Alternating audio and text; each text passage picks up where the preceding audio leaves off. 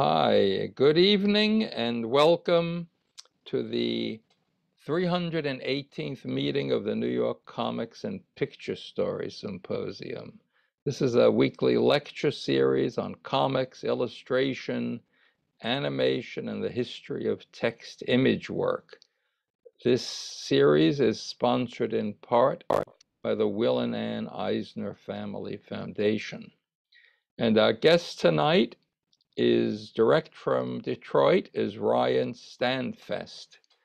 And Ryan is an artist, arts writer, and the editor-in-chief and publisher of Rotland Press, which specializes in satirical publications of a culturally relevant nature.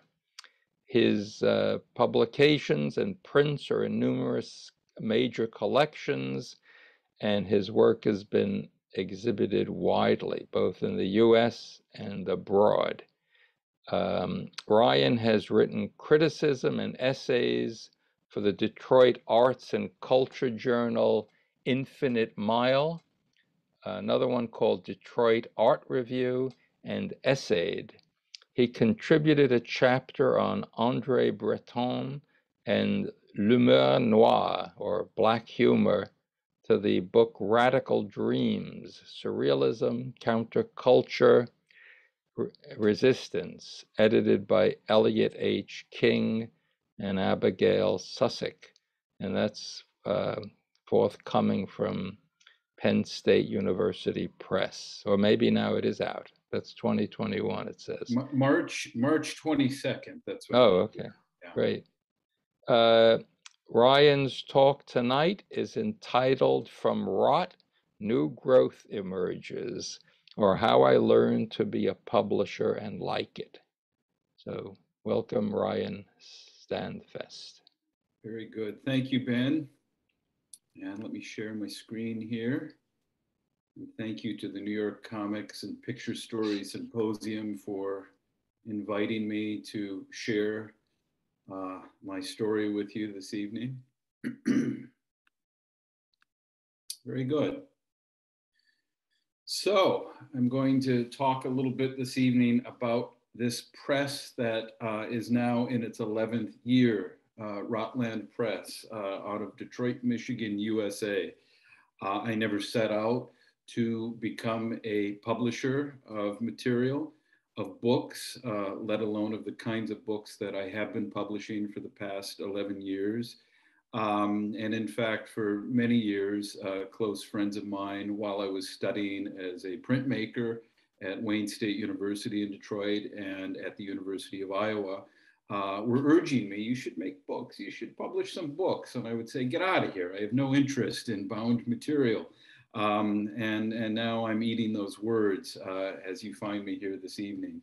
So I hope to begin by telling you a little bit about where the press came about and how I reversed course and came out of graduate school in printmaking, having studied art, the making of art, studio art, hanging art on walls, to basically start publishing books. And the story begins really with this reprobate. This is my late grandfather, Robert Bradley, in his backyard in suburban Detroit. This photo was taken in 1961. He appears to be imbibing some beer. And he is essentially the man responsible for introducing me to this material. And in fact, the Johnson Smith catalog, novelty catalog that you see here on the left is a photo of the surviving copy of one of many Johnson Smith novelty catalogs that he owned. He was a pharmaceutical inspector for the Park Davis Company located on Jefferson Avenue in Detroit. Right next to that pharmaceutical company, the largest in the world at the time, was the largest purveyors of novelty items. Johnson Smith was located next door to Park Davis.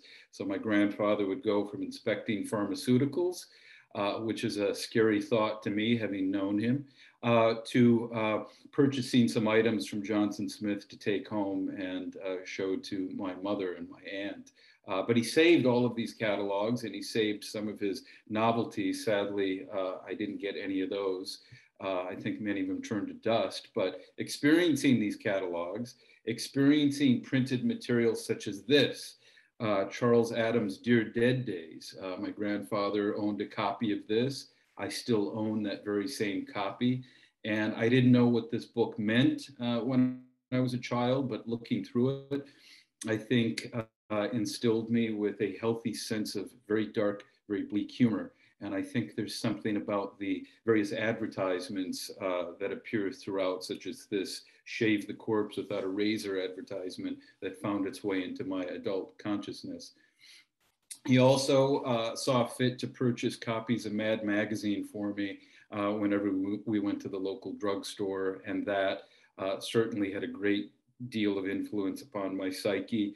That was a true education for me. It was the Al Feldstein years, and parody and satire, as Al Feldstein served it up, was something that I think settled into me in terms of mimicry, trying to mimic advertising strategies and to present that not only in my own work, but in what I publish.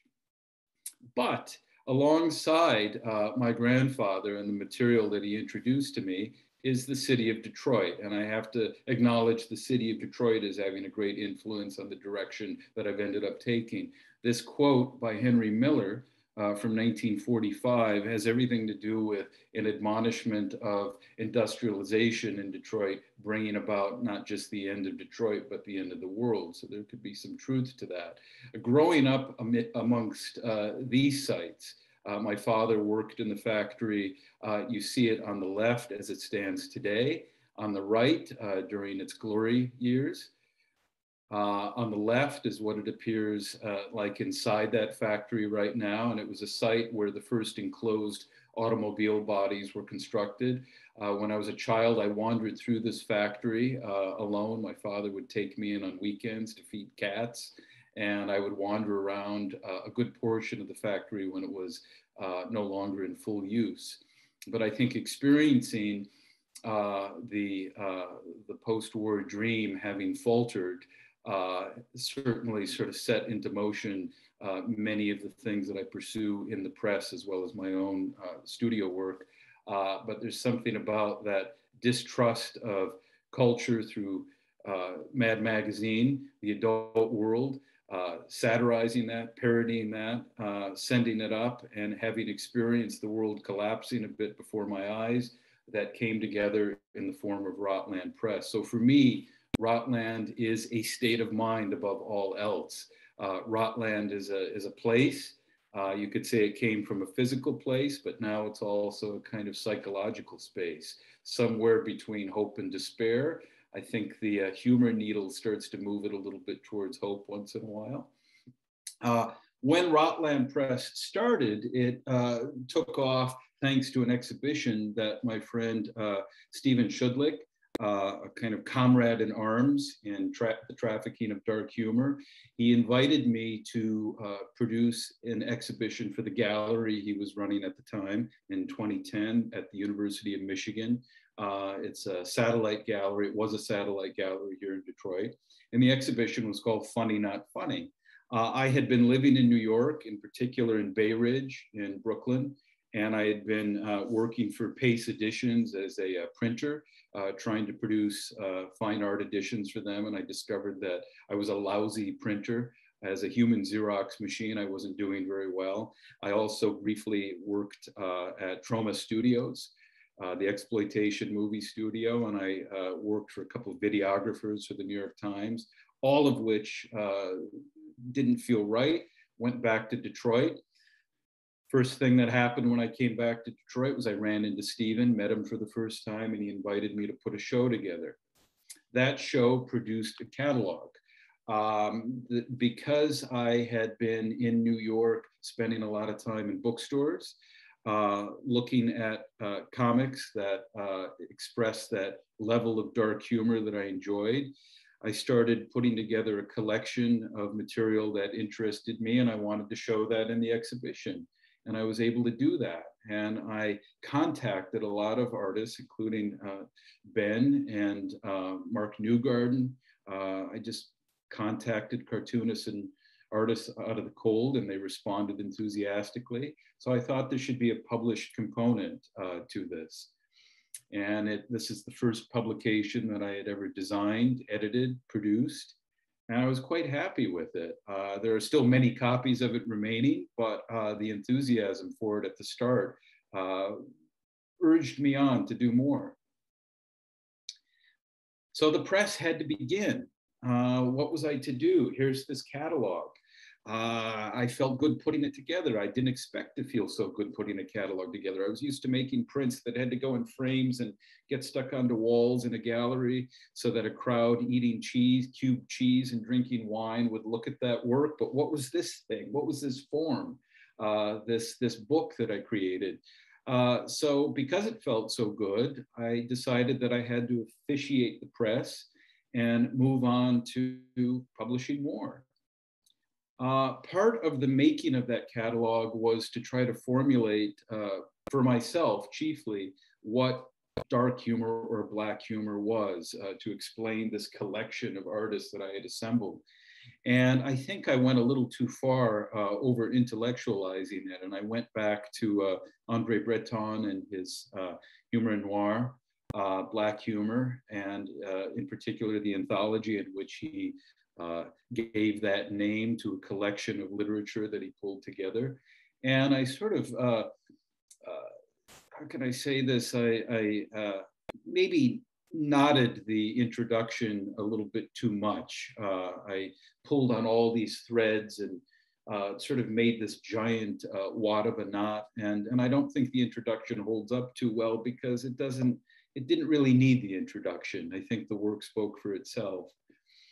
But that led to another publication, my first real attempt at trying to get off the ground with something that would encapsulate what I wanted to do with Rotland Press. And that is to put together an anthology of dark humor, a graphic anthology that could sit alongside the idea of a literary anthology.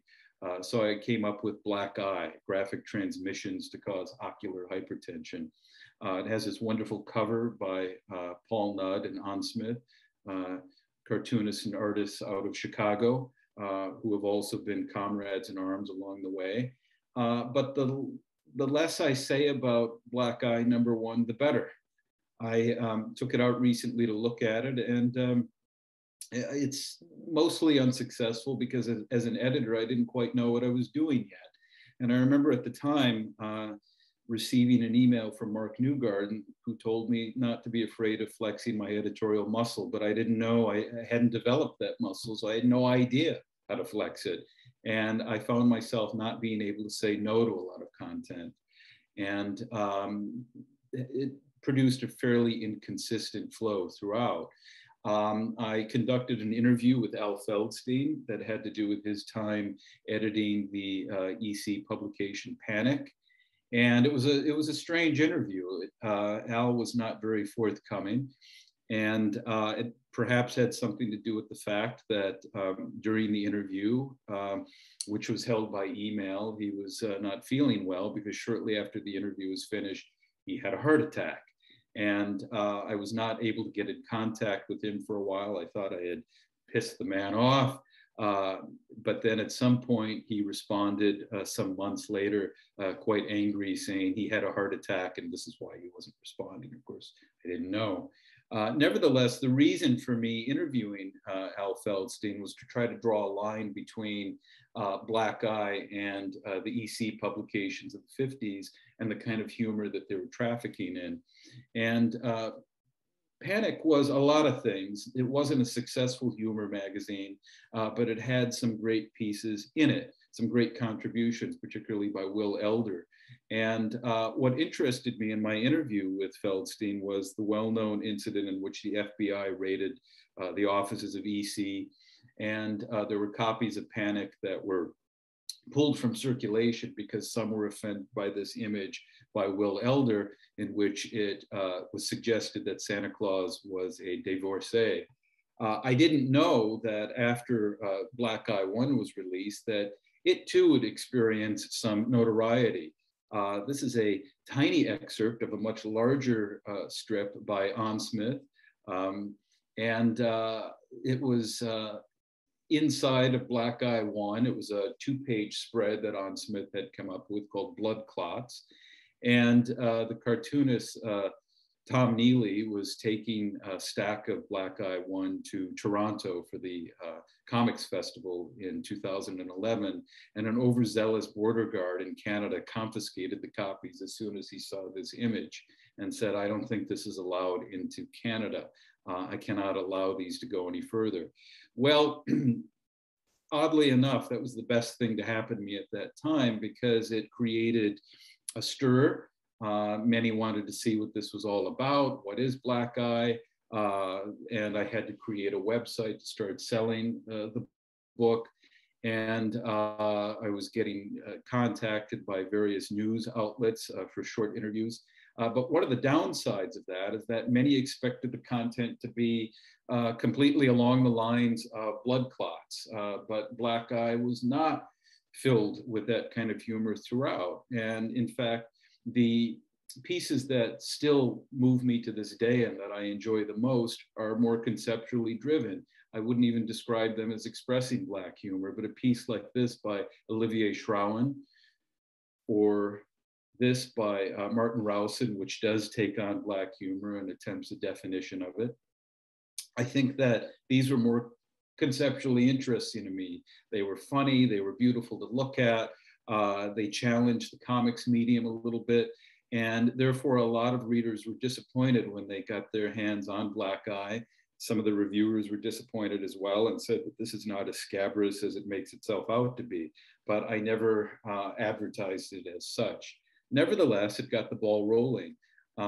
This is an absolutely wonderful piece by Ludovic Debormé, excerpt of a 3-page story that he did. And this, again, is the content that I think hit the sweet spot for me in that first issue. So naturally, I wanted to try to top the first issue. I thought all the things that I did wrong, I'm going to straighten it out, and I'm going to make a better anthology. I'm going to learn how to build a better anthology. This time I hired some designers and to work with, and I also hired Ben Jones, a wonderful illustrator out of England, and he produced this cover. And part of the art direction was a conversation between myself and Ben, in which we shared our common love of mid-century illustration, particularly that of Polish poster designers and cover designers. So you can see the relationship between this cover to the Modern Jazz Quartet album, The Sheriff, and the cover to Black Eye 2. And then also Roy Kuhlman, who worked for the Evergreen Press, Barney Rossit's Evergreen Press. And Ben and I clicked immediately, and I've been working with him ever since. I'm very grateful for his work. This is a promotional card Ben produced for Black Eye 2. And then in Black Eye 2, which I felt was stronger than the first issue, I was able to work with Martin Rowson again, who produced this series, Dance of Death. Sort of an updating of the medieval Dance of Death series. David Shrigley provided some drawings. I wanted to expand the definition a little bit of picture plus image, rather image plus text, taking it outside of comics, strictly speaking. David Lynch agreed to include some lithographs that he had been working on at the time, and these were published here before they were eventually published in a collection of his lithographs. And I wanted to, again, connect a little bit more with the past of dark humor. So in the first issue, there were essays that were responding to taking a look at the history of dark humor in comics, but this time I wanted some fiction. So there were some original pieces. There was a contribution by Paul Krasner, but I also found some long out-of-date pieces by Michael O'Donoghue, who had worked with the National Lampoon and was the first head writer on Saturday Night Live. And there were a number of pieces he had written for Spin Magazine in the 90s that were out of print. So I contacted his widow and received permission to reprint one of those. And Danny Hellman provided a great illustration. And in many ways, during these years, O'Donoghue was a kind of figurehead for me, of a touchstone of the kind of sort of scorched earth tone that I wanted throughout a great deal of the book. That led Black Eye 2, which unfortunately did not do as well in sales as Black Eye 1. I don't think it was as shocking as some thought it should be. But it led me to create this series, which is the Rotland Dreadfuls. And the Rotland Dreadfuls was an interesting project to try to take the form of the Victorian penny dreadful chapbook, filled with cheap, sensational stories, and to put those in a very short form, a 16-page form. And I did the first book just to kind of provide a template and a form to provide to others. But since doing that book, I've drawn a line between the work that I do and the editing that I do at the press, so that I will not publish my work again. But this was one of the last time. This was the last time that I did that. But the series proved to be a wonderful experience for me. And there were times in which it hit that spot that I was aiming for. I consistently would go back to what the Penny Dreadfuls were about. And here are two covers from the mid to late 1800s, The Dance of Death, and then this wonderful Dick Lighthearted, The Scapegrace of London. And there was a particular flavor that I was aiming for. And I wanted to find cartoonists who were working along those lines. And in some cases, the target was hit. Ian Hubert, wonderful artist who was in San Francisco for a while and then Nebraska, who is now in Iowa, produced a miniature woodcut chapbook in which each page was a relief print based upon a murder ballad, The Knoxville Girl. And then he produced this relief print to advertise the Dreadfuls for the full release of the all 10 from the first volume. Onsmith and Sonia Glisick produced this wonderful installment, which was based upon the Illustrated Police News, which was published at the same time as the Penny Dreadfuls, and again, captured that tone. But I think the most successful of all of them was R. Sikoriak's Sadistic Comics, in which he took Wonder Woman, infused that with Justine, or the Misfortunes of Virtue by the Marquis de Sade, in these cover parodies that he produced. And it had that perfect balance of literary and the dark humor, but it also had that sort of wink of the eye when it came to the tone of those early Victorian adventures, or misadventures, I should say.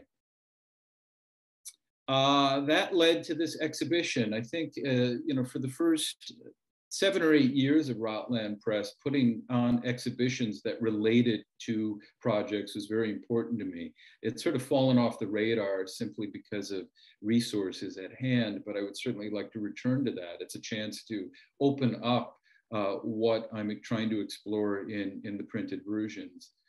So a lot of the original art was shown, and then the books themselves were on view in this installation. From there, I went on to a project that the kernel of it comes from the work of Jose Guadalupe Posada. And one of the things that you might notice is that throughout the many projects that I initiate with Rotland Press, that there's a very important thread for me that needs to connect to the history of printed materials. And I think that comes from my education in printmaking, in studio printmaking. And I'm always needing to connect to what I consider a kind of alternative history of print that falls outside of fine art. And that is those materials that trafficked in the streets, those materials that were pasted on walls or that were hanging from print stalls, that were meant for a more popular reading public and viewing public. And Posada was interesting to me because of the way in which he would reflect upon current events and engage in sort of the telling of sensational stories. This is a favorite broadside by Posada of mine, El Mosquito Americano, in which it's a satirical narrative about the imperialist American arriving as a mosquito that vexes those in Mexico.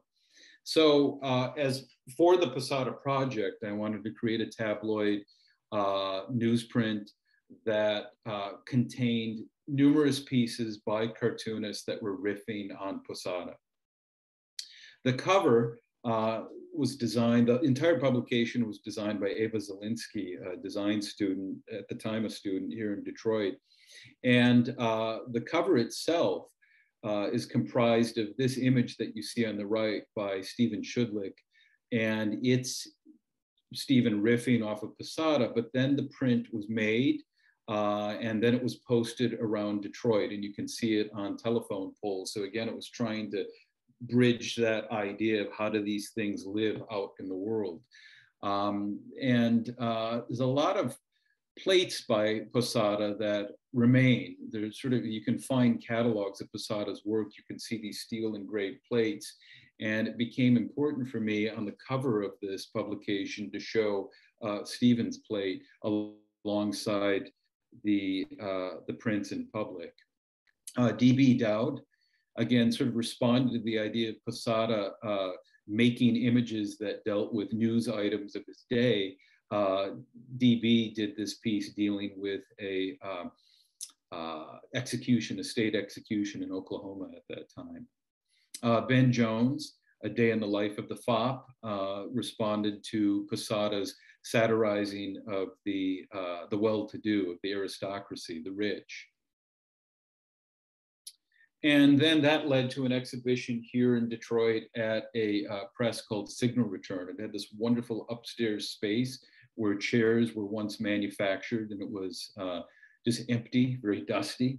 So there was this exhibition set up, and I thought it made sense to have these prints framed but hanging on cardboard standees in this very rough room. It had the right feel for the material. Some of the prints in the exhibition were produced specifically for the exhibition. David Sandlin made this piece. And then Kaz contributed this piece, which is a screen print still available from Rotland Press. And the exhibition, Chasing Posada, Macabre Populist in the City, related to this idea that Posada had his print shop on a street corner in Mexico City and was very much connected to the activities in the city. And it was city as active site of wonders, but also of horrors. And the exhibition was meant to respond to that and the work that the artists were providing. And here's a view of the exhibition mounted in Chicago with a disassembled version of the tabloid. Shortly after that, I published a tabloid in response to the shootings in the offices of Charlie Hebdo.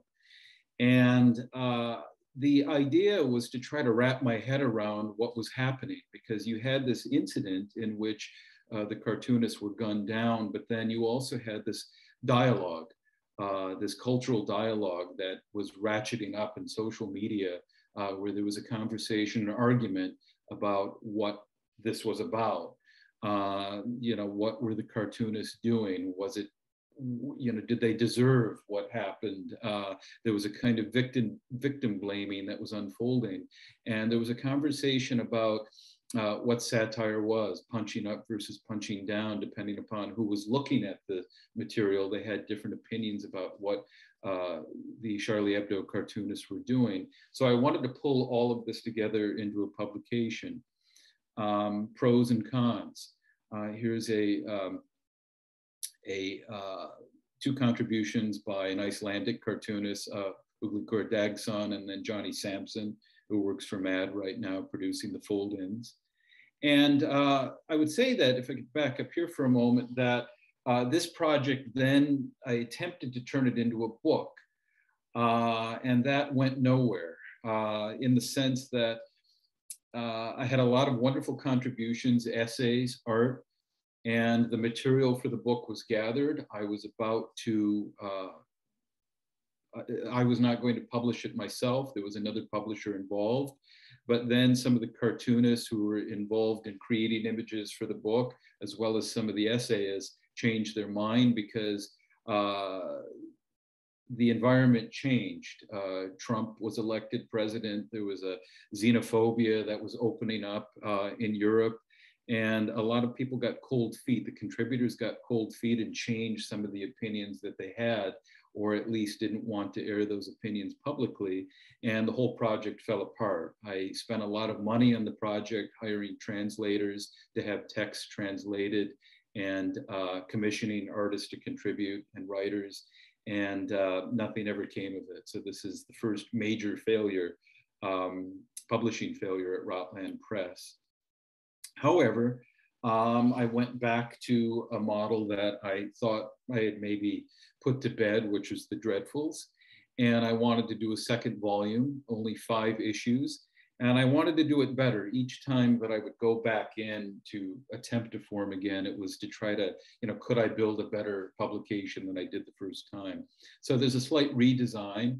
And in this case, each of the artists' approach to provide material for the Dreadfuls, there was a little bit more of a conversation between them and myself to try to, again, get that flavor of the Dreadfuls. And I think that the second series is even more successful than the first. And a favorite of mine is this 5th installment by Sarah Drake, who is in Chicago. I believe she's in LA right now, called Tipu's Tiger.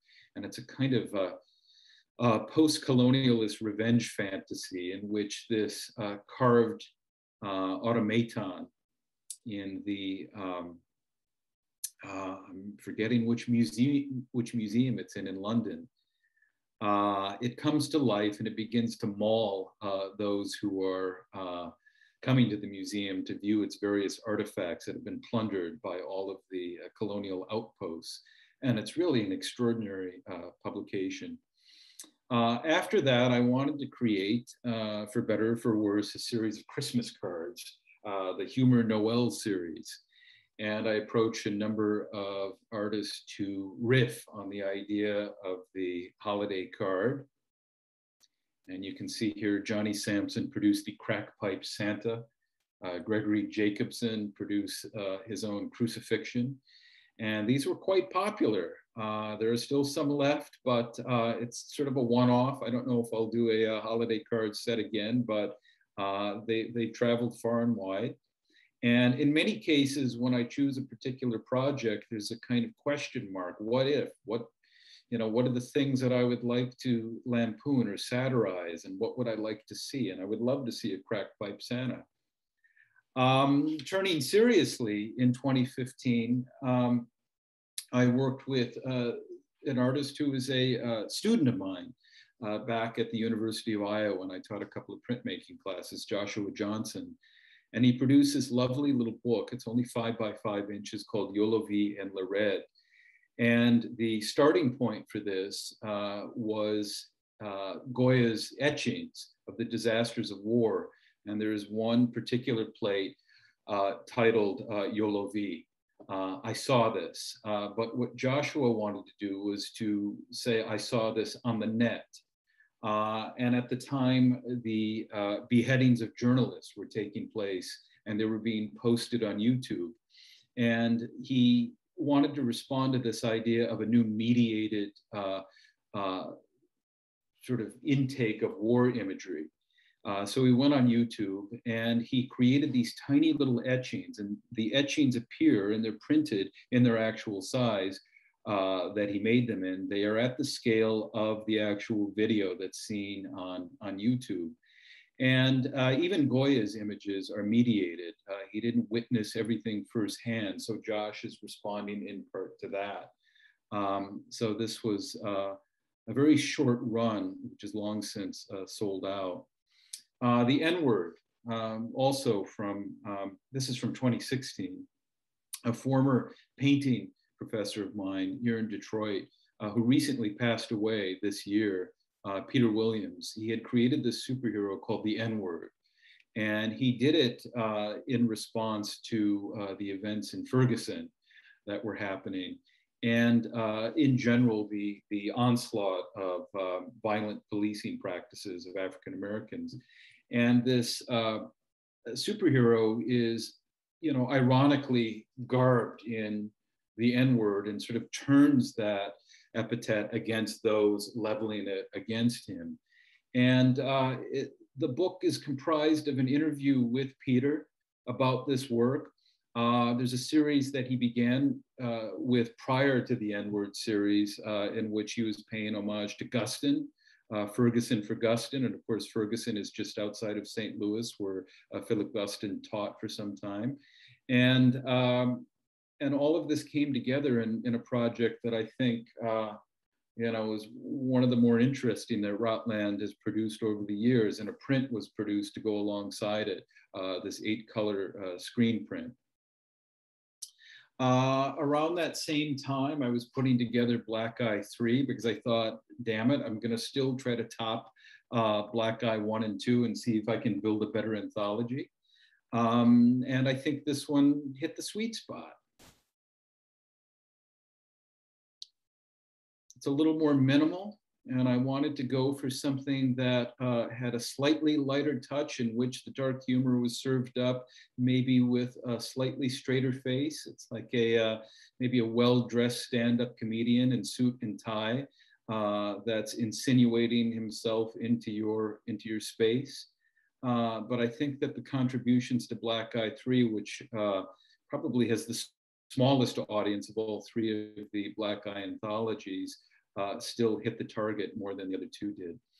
After that, I've always been interested in the Olympia Press, Marie Sherodias's press that produced in equal parts smut and literature. And I thought, wouldn't it be interesting to approach a number of artists to produce material under a nom de plume? And many were excited. So this is a very small anthology that mimics the Traveler's Companion series. It's called the Sightseer's Complement, very slim volume. And all of the cartoonists and writers in the volume go by a pseudonym. Some of their work could be recognized, but I will never reveal their names. And it is a smutty little publication. Then 2017 came along, and I thought, well, with the election of Trump, something was stirring in me, and I decided to come up with the American Flytrap series, a very small publication that in some part was motivated by my interest in a much earlier publication called Americana that had been edited by Alexander King, a kind of a raconteur, if there ever was one. But one of the earliest American political publications that trafficked in satirical humor. And I've always been fond of Americana. It's kind of hard to find the complete issues, but it's a fascinating chapter in the history of American satire. So I enlisted some artists that I'd worked with before, Sue Coe, R. Sikoriak, produced a second issue, the Gun issue, which followed up on the Post-Truth issue. Had an editorial dealing with the Second Amendment, and here's an image by the artist Ravi Zupa. I had wanted to move forward with a third and fourth issue, but they didn't do very well, and I don't think they're very successful as publications. I think they're a little muddled. The commentary doesn't come through, and I basically decided to put a nail into the coffin of the American Flytrap. Then I decided to start up the Rotland Single Shot series. I was getting a little tired of the anthology format, and I thought maybe it's time to focus on one author, one cartoonist, one publication. And I was very lucky to publish Precious Rubbish by Kayla E., who has a collection forthcoming from Fantagraphic Books. And I love the use of irony in Kayla's work of taking these early, sort of the idea of early children's comics and fusing that with a very adult sensibility, dealing with alcoholism and dealing with queerness. And she is a marvelous cartoonist and a marvelous designer, has a strong, just strong visual sense. So I was very happy to publish her. In 2020, last year, it was a major sea change for Rotland Press. I had pretty much given up publishing for about a year and a half, maybe a little more than that. I got a bit tired of Rotland Press, not sure what to do with it. I wasn't sure what I was trying to do, to be completely honest, and wanted to refocus on my work as an artist. But then I thought, well, I'm in lockdown along with everybody else. I'm going to think about this. I don't care about art galleries at the moment. I'm interested in publishing again. And Ben Jones provided me with a new logo for the press, which indeed responds to that idea from rot, new growth emerges. That could either be a rising sun or a setting sun over the corpse of the dog, which it may be difficult to see, but is a backwards R and a P underground. And one of the first projects that I produced was a reprinting of 17 of David Lynch's The Angriest Dog in the World strips.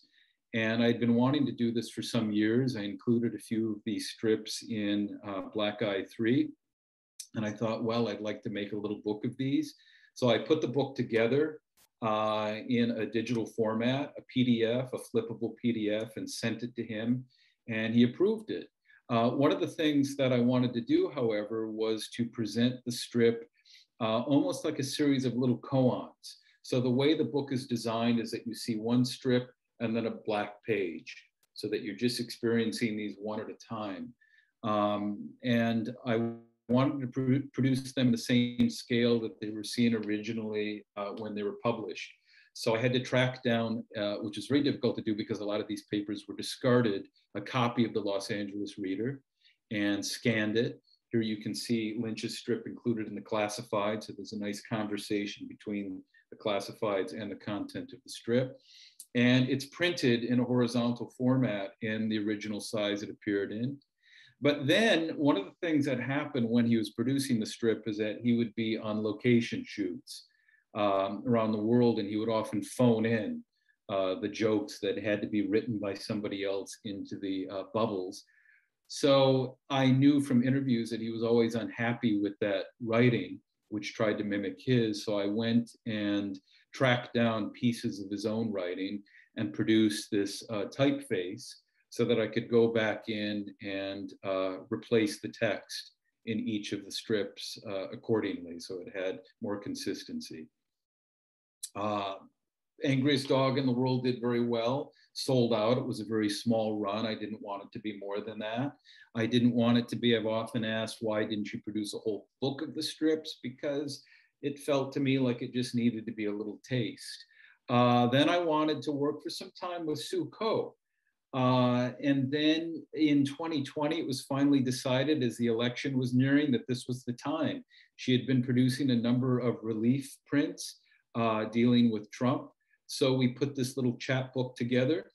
It was modeled after Die Pleite, or The Bankrupt, this publication, Weimar era publication, edited by George Gross, John Hartfield, and Wieland Hersfeld. And again, it's very important for me whether an audience knows this or not. That's not important, but that I have a personal connection to a bit of print history. I need that foundation before I move forward with a project. It's not meant to be an Easter egg that somebody else finds, but it's meant to provide an impetus for me to give form, contemporary form, to something that I'm responding to from history. And it made sense with Sue's work. You can see in this image, this actually is a callback to a John Hartfield image. We produced this little postcard that went out with the book, in which you can measure Trump's progress toward fascism by assigning 1 to 5 points for each of the following. And this was written by Stephen F. Eisenman, a historian who provided a text for the book as well. I still wanted to lick the Dreadfuls. There was this little nagging feeling in me that the Dreadfuls could be done better. Here in 2020, which was the 10th anniversary of the founding of Rotland Press, I thought, why not? Let's do a Dreadful special, a little mini anthology. And the cover for the Dreadfuls is it's a handbill or a broadside that folds out. And inside, going back to the actual penny dreadfuls, the Victorian penny dreadfuls, you will find that there are stories, there is fiction accompanied by illustration. So there's a wonderful piece that Brian McConaughey had given me for a Black Eye that I had used with an illustration by Michael Kupperman. Arsa Koryak responded to The Mask of the Red Death, and then Stefan Rosé provided this great series. There's about 3 of these in the book of his Adventures of Picasso in Penny Dreadful style. And during the pandemic, the most ambitious anthology I've ever put together came together, and I will say that this is the last time I will assemble an anthology. I would like to stop putting anthologies together, but the Plague Review came about. It started off as a digital publication since my printer had been shut down during the lockdown. And I decided that I wanted to publish immediate responses, graphic responses to the pandemic in the form of drawings, notebooks, comics, interviews that I would conduct with, for instance, with Sue Coe, the filmmaker Guy Madden. You see in the lower left-hand corner, a piece by Marcel Zama, an interview with Martin Rowson. And there were 4 issues of this, each about 56 pages. And then I decided to pull all of these together in January of 2020 and publish it as a book, the Plague Review Digest. The cover of the book, which was designed by Stephen Chudlik with different illustrations provided by others, is modeled after the Paris Review. The great Christopher Sperandio provided some images in the last issue, but also a great interview. His work was perfect for the Plague Review and continues to be something that I think everyone should look at in his Instagram account that constantly fills up with these great little single gags.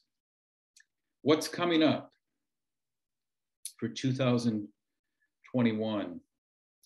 The Happiness Manifesto, I'm happy to announce here, by Martin Rowson, which is a little satirical chapbook in which Rowson is taking on the culture wars and he's taking on the alt-right. This is the cover and a page from the Happiness Manifesto. I'm very happy to be working on a full book with Martin. Again, my emphasis now moving forward with Rotland is moving away from anthologies and doing standalone book projects. There's this publication collecting the short stories by the late Polish filmmaker Walerian Borowczyk, pioneering animator, graphic artist, Polish poster designer. And this cover, in fact, was designed in homage to Borowczyk by the Quay brothers, who I was very lucky to work with this summer in a series of emails working out the particulars of this cover. And we're in the production process right now with the book. There's still some material I'm waiting to get from the estate. I'm aiming for a December release, but it may be January. This is going through pre-sales at the moment, but this feels like a true branching out from where Rotland Press has been, I'm very happy to say. Then there was this project that did not come to fruition. It almost did. It was a dream of mine to republish that book that my grandfather introduced me to. I had contacted the Charles Adams estate earlier this year, and at first they were very enthusiastic.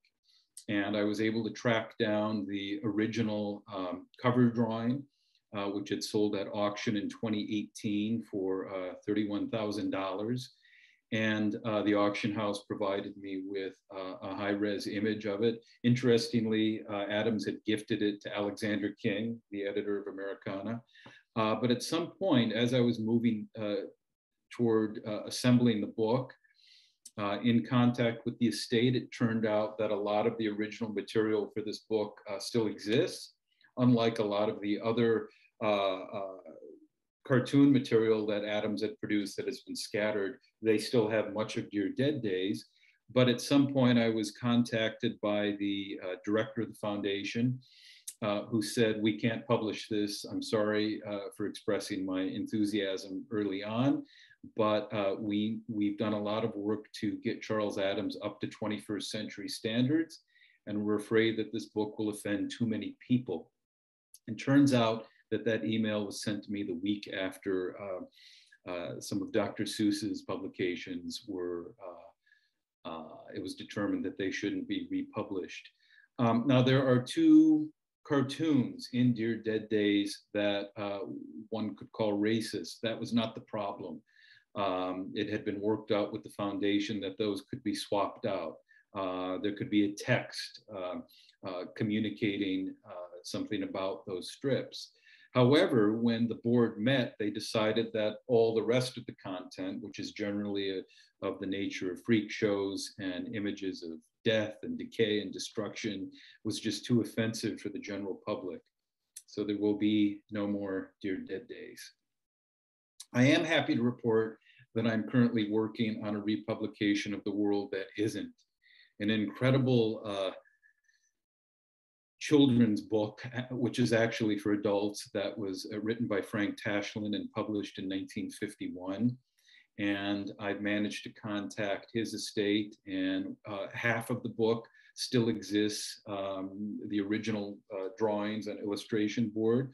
And we've been able to scan those, and I have to go in. I'm in the process of correcting them and restoring them. Some of them are quite badly damaged.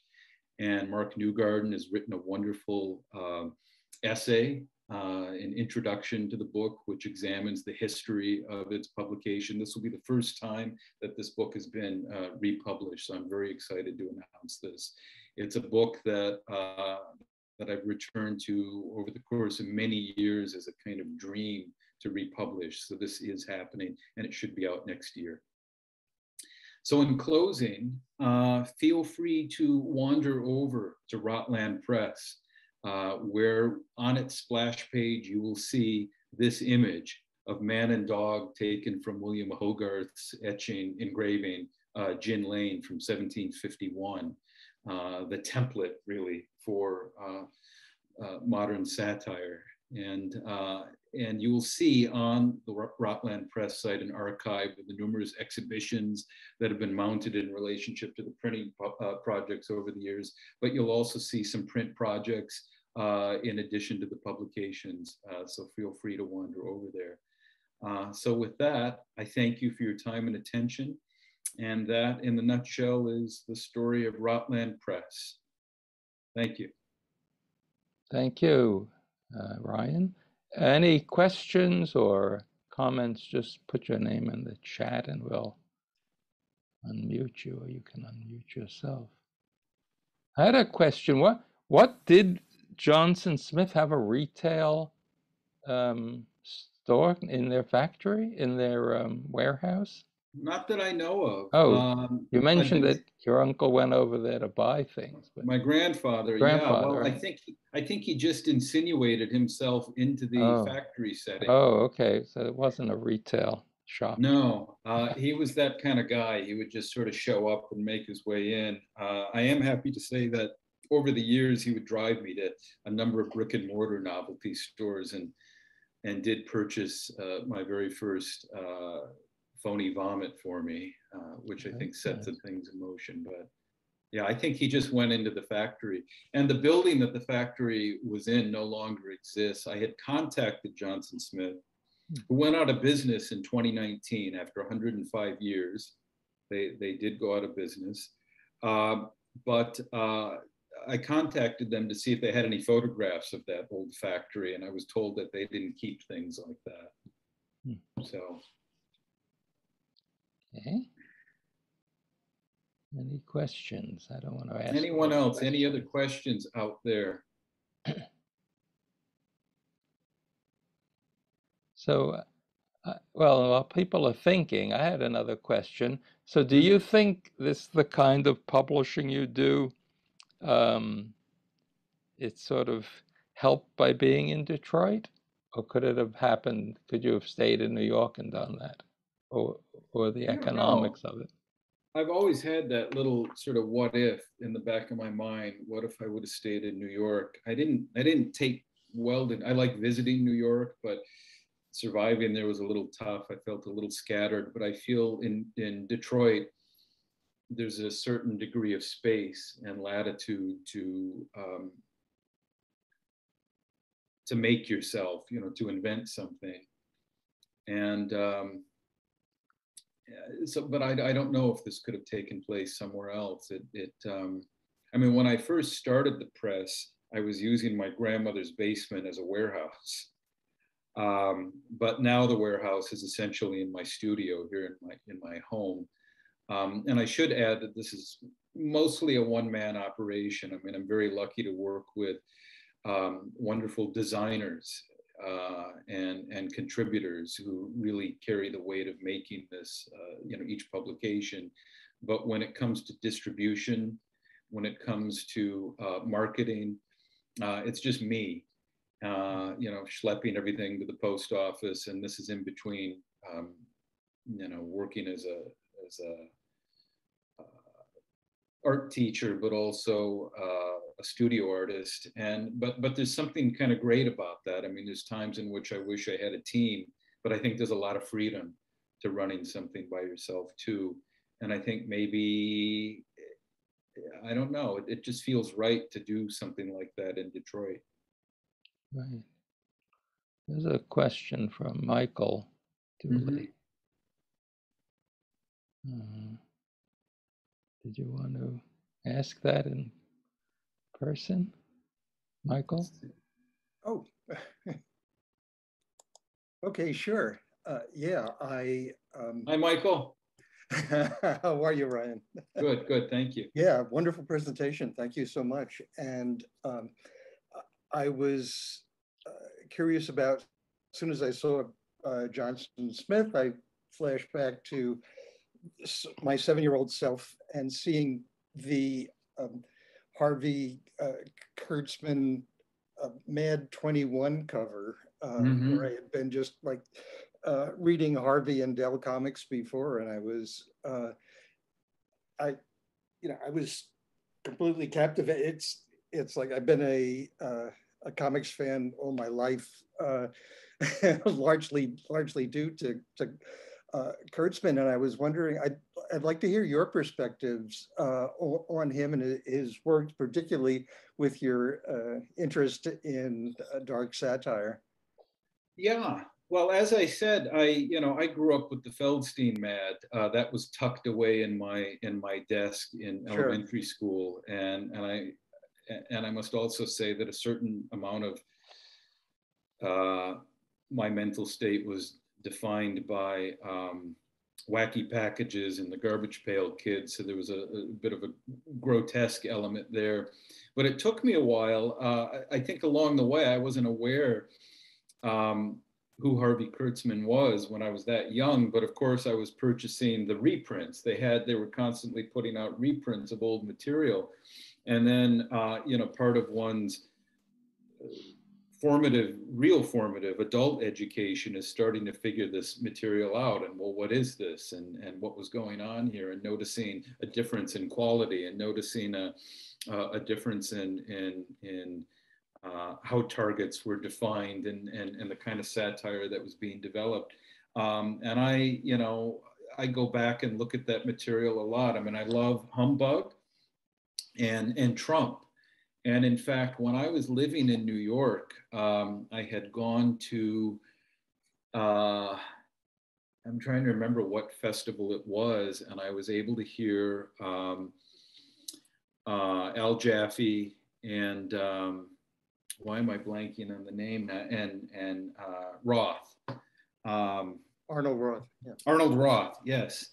I think the pandemic has slowly destroyed some of my brain cells, but Arnold Roth and Al Jaffe speaking, and they were talking about the humbug days, and they were talking about the office parties, and they were talking about Kurtzman, and they were talking about where there wasn't quite enough money in the gig, but it was for the love of what they were doing. And I have to say, that particular conversation on that day that I was lucky to attend, I think that I had seen that right before I moved back to Detroit. And I think that planted a little seed in my brain, because I thought, here are two older gentlemen, up in their years, who are like kids right now. And they had this glow. And there was just this pleasure that they were radiating in thinking about the work they were doing for humbug. And that moved me a great deal. And then when the I mean, I had a, you know, I own the reprint that Fantagraphics had put out, as well as some of the original issues, and I go back to that regularly. It's a work of art. So, but that conversation between Arnold Roth and Al Jaffe was a pretty special thing. Okay, thank you. I think Paul Karazic had moderated that, and I remember he was showing off. I think he had a little Richard McGuire swatch on. But anyway, I recall that. For some reason, I recall that. But yeah. Okay. There's a question from Bernard.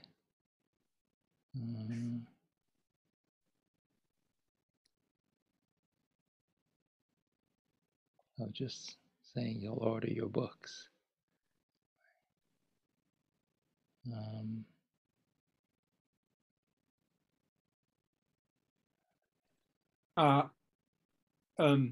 Maybe I will say something. Sure, go ahead. Sure. Yeah. Hey Ryan, it's Bernard here. I'm in Melbourne in Australia. Really gobsmacking presentation, and as I say, I've ordered some stuff from Rotland, but now I know I need it all. Damn you! Thank you. Thank you. Really interested in your take on what you were saying right at the end there. You teach, you've got an artist practice yourself, and then Rotland. And obviously, I could hear there was this moment of going, stuff the press. I can't. It's a bit rambling, I guess, but I'm really interested in that juggle. Yeah, do you go, today's a Rotland day, or this is a week? Or, how do you do it? Yeah. Yeah. No, I have been tempted because I will say it's not, I'm not going to be purchasing a yacht anytime soon from the proceeds of Rotland Press. This is a real labor of love, and I know sometimes it might frustrate some of my contributors that I might not pay as much as another press might, or I'm a little slower in getting things done, and sometimes the frustrations mount. Even it takes me 10 to 14 business days to ship something out, and there are moments when I'm tempted and I think, boy, this is I'm conflicted, but then I always fall back in love with those projects that others have done, talking about Harvey Kurtzman, talking about the work of great publishers and artists of the past. That's why I need to go back to those models, is that they're a kind of daily bread for me. Yeah. And when I see that work, and I collect a lot of work, and I have a lot of books in my library, it keeps that pulse going for me. And I say, no, I want to do this, and I want to be a part of this, and this is important to me. And I used to have a kind of schizophrenia where I would say, but I'm an artist and I'm not a publisher, and why am I doing? How did this happen? And it's only been recently, and I think it happened really in last year during some moments of thinking everything through, that the work I do as an artist, which is, I'm not a cartoonist, but that work still traffics in a certain sensibility and a sense of humor and a sense of design, that the press and that work are one and the same. Now that means I don't publish my work though, and I'm not foisting myself onto others, but it still goes through that kind of sensibility in terms of what I like looking at and what I want to see exist. And a lot of the stuff that I publish, it just comes out of the fact that I want that object in my hands. I want to see it exist. And I hope that others enjoy that same sensibility. So it hooks me back in, And in terms of teaching, I've started recently teaching at my university classes around comics and publishing and the history of really picture stories, and so there's a way in which that is now part of that fabric. It's less separated. Yeah. So that helps a lot. Yeah. And very excited, I must say, to see the Rowson showing. You know, I just picked up after many years of not seeing it, his Wasteland, which is just such a fun, wild book. Yes. And his Gulliver's Travels as well. Terrifying. Oh, it's incredible. You know, Martin, I just marvel at his skills at drawing and the speed with which he puts this material out, and the need to do Guardian cartoons, however many times a week he does it, daily. And he was sending me pages for this book. He was doing it, and it was in real time, where he would finish a page, email it to me, finish a page, email it to me. So I would get one a day. It was just like one dose of Rowson a day, and they would pop up while I was teaching my class. So it was perfect, you know. But yeah, I can't say enough good things, and I'm very lucky to be working with Martin Rowson. Yeah. And I think the thing I love about Martin too is he is also connected to that. You know, he goes back and talks about Thomas Rowlandson and Gilray and Hogarth. So he has this very strong, deep affinity, you know, for that history. And I think that's very important to me, you know, that he has that and partakes of that. So, yeah, absolutely. Yeah. More power to your arm. Wonderful, wonderful. Thank you. Thank you. Any other questions? Questions, comments, complaints?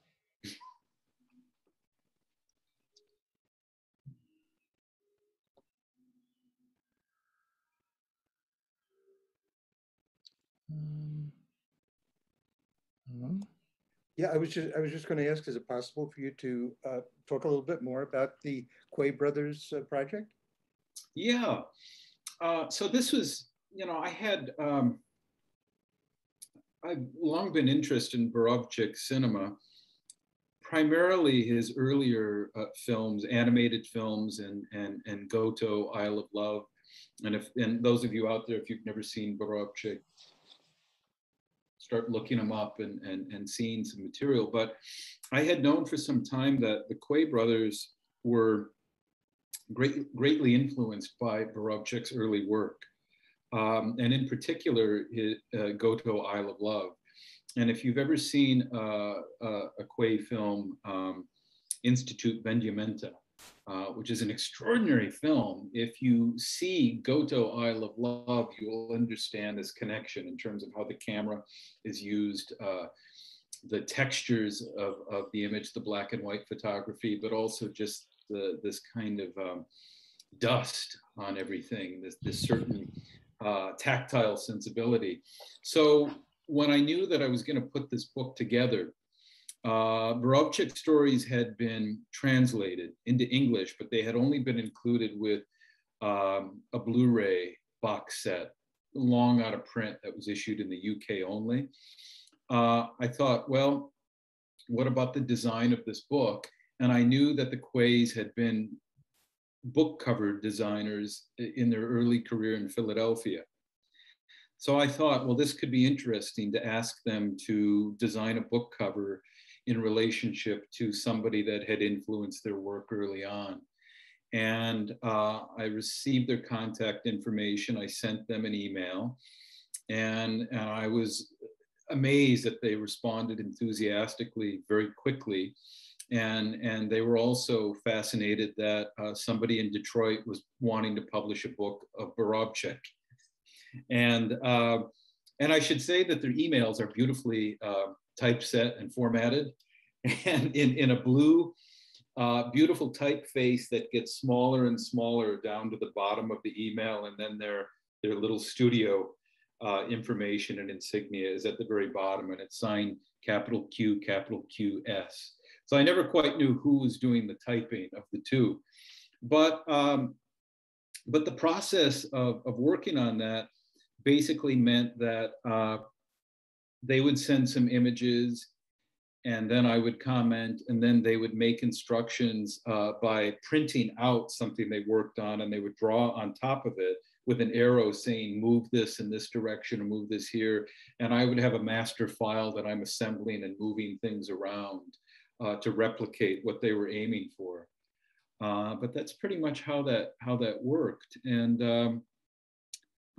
it was a great experience. They were very easy and lovely to work with a great sense of humor, very much so. And I should say they had relayed to me that early on they had tried to communicate to Borovchik by leaving I believe it was a postcard in a mailbox at a hotel he was staying at, but he had never responded. So they felt in some way this was a way of sort of continuing a conversation, with this design. So, yeah. I was very lucky, just to add on to the end of that, this summer I was on my way out to Wyoming for an artist residency, and I had discovered before leaving that Borovchik's personal assistant lives in Minneapolis. And I met him at a hotel, the Hotel Normandy in downtown Minneapolis, and sat with him and interviewed him over the course of 2 hours over a lovely meal and drinks. And he talked at great length about Borovchik, and that interview is in the book. And it was just such a lucky thing to meet him on the way out to this residency. But so I think that's a really interesting part of this book. Thank you. Oh, and thank you also for what you're publishing here. I would say that anyone who hasn't looked into your Charlie Hebdo Rotland inquiry should definitely be checking that out. That's one of my favorite things that you've published. Thank you. I have been entertaining doing another print run of it because it ran out. But I think I might do a small print run, since that book project never came about. At the very least, I think a little reprint of that project could be good. So thank you.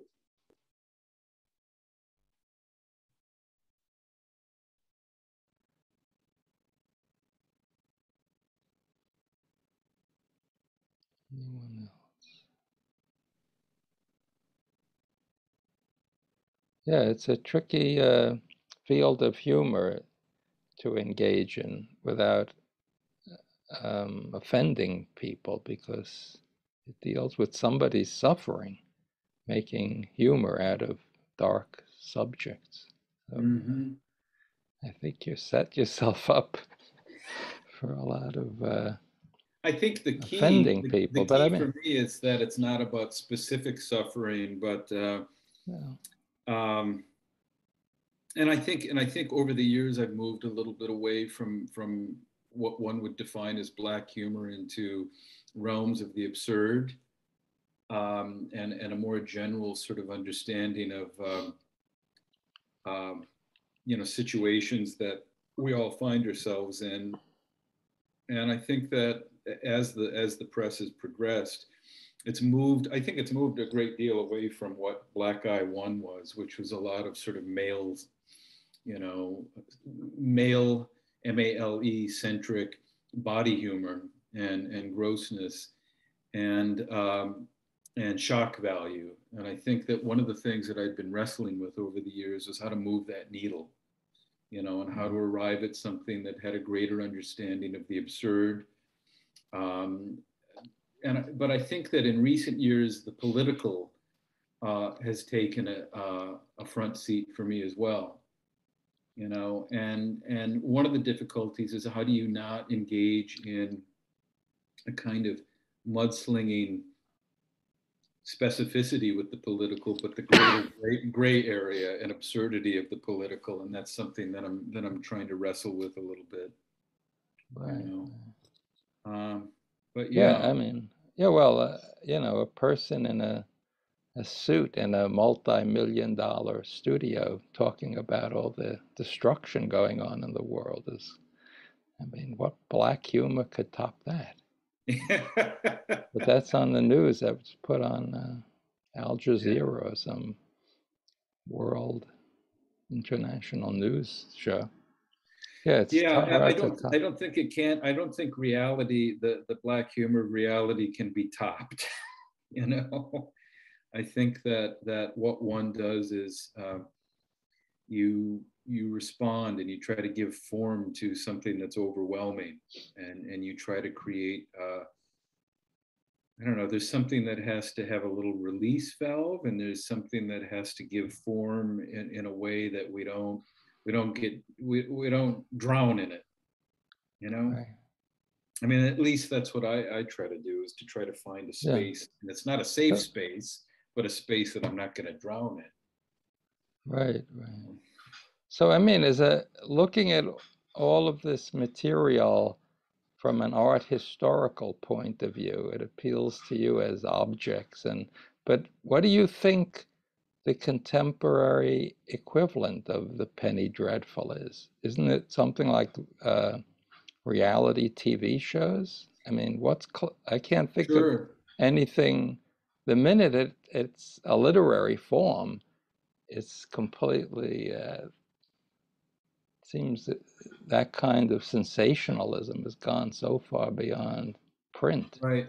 That's or why I any. don't think there's any reason to compete with the present. I mean, I think one of the things that my own work as an artist and the work with Rotland Press does is that there's a conversation with the past that I think takes it out of the present in some way.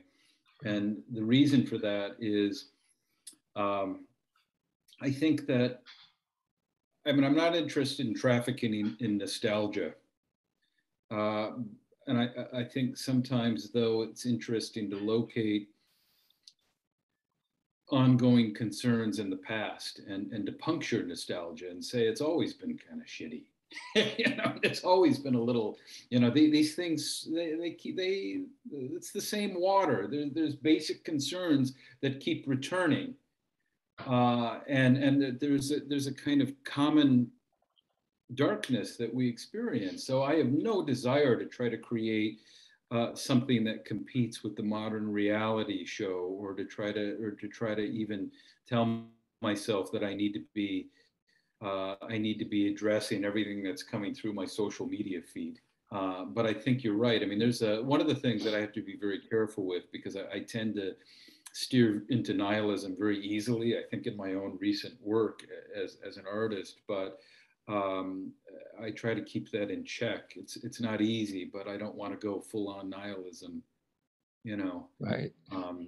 I think that there needs to be something else to the material. Right. Yeah, you could produce a reality TV show to subsidize your print work. Like, that's what I heard, that the company that owns Random House, Bertelsmann, that most of their income is from reality TV. So that's subsidizing all kinds of literary I could snag a stuff. show like that. Yeah. No, I'm just thinking, yeah, what is the subsidy model for publishing today? And that's it. I mean, that is the reality, at least in a big publisher like Bertelsmann, or a media conglomerate. So they're not I enjoy above being that. under the radar to a certain degree, Ben. No, they're not. It's nice above, not to be big. I mean, I like paying the bills. That's why I Right. teach. But Right. it's good to be under the radar. Okay. There's a question from Caroline. Wait, what's that? Yeah, there's a question I see on the chat from Caroline. Mm-hmm. Would you like to ask that? It borderline just got answered. So, oh, okay. Yeah. Oh, what are there any currently running presses, Wow. publishers that also get you inspired? That was the question. What was that? Are there?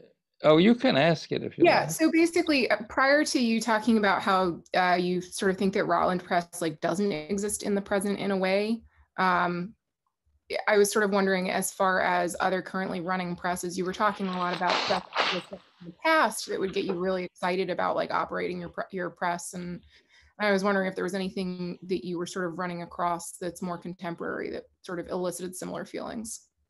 Sure.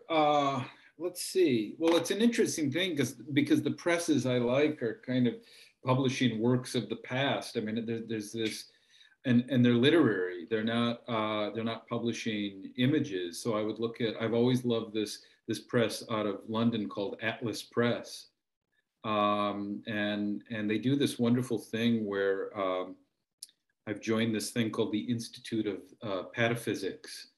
And every month they send me a new, maybe it's not every month, every other month or more, a collection of a journal that they publish. And they even did a little thing with the Quays, in which the Quays had edited a publication and signed it. And it's quite wonderful. And if you join this, but they publish a lot of avant-garde literature of the past. I know Peter Blegvad does illustrations for Atlas Press in some of these publications. And then there's a press called Wakefield Press that does a lot of kind of what one could call outre avant-garde material from the past that's still fairly shocking and quite extraordinary when you read it. But, you know, I don't know. I mean, I don't look at a lot of humor, you know, I don't look at a lot of humor magazines and comics being published today. I look at a lot of art. I mean, as an artist, I look at a lot of contemporary art. But when it comes to publishing, I don't know, it's this weird thing where at the end of the day, even though as a teacher of art and a maker of art, I'm always aware of the currents of art, and I read Art Forum, and even when it comes to books, I'll read Book Forum and the New York Times Book Review. When it comes to Rotland Press, it feels like it's this weird little world unto itself where I'm just thinking, screw what's going on right now. I'm just going to sort of publish these things that I like right now, you know, and it's just this very little private thing. And if others like it, that's wonderful. But I have no desire to connect with reality too much. Now, when it comes to Martin Rowson's Happiness Manifesto, responding to, you know, the alt-right and a lot of the craziness that's going on right now, that touches reality, but it does so in a way that it's just something that I found I needed right now. It still comes from a very selfish place, but it's not from this idea that, oh, I better publish something that tackles the alt-right right now. You know, I better check that box. Instead, it comes from a place that I want to approach this comrade, Martin Rowson, and we had a little Zoom meeting in which we talked about what's a possible project that could come about. This makes sense. I would love to see this. And I think that's how that works, if that makes any sense. Yeah, it does. Okay. Sorry, I didn't know if you were asking me that. No, it's a funny thing, you know. I mean, Rotland Press is very weird. I'm so used to, you know, it's not quite like my art practice. It's not quite like anything else I do. It's a very, it satisfies something very different for me, you know. The strange thing about it, though, is that it creates conversations that I don't do in my own work that I can't do in my private studio. But so sometimes it you know, connects with a much larger audience, but it always starts with a very personal need, you know. And I would say that was certainly the case when I published Peter Williams' The N-Word, is that it connected with a very large audience and a very urgent subject, but it also came out of my love of Peter's paintings and my love of knowing him and what he was responding to and how he was doing that. So it still came from a personal need, but it connected to something much larger.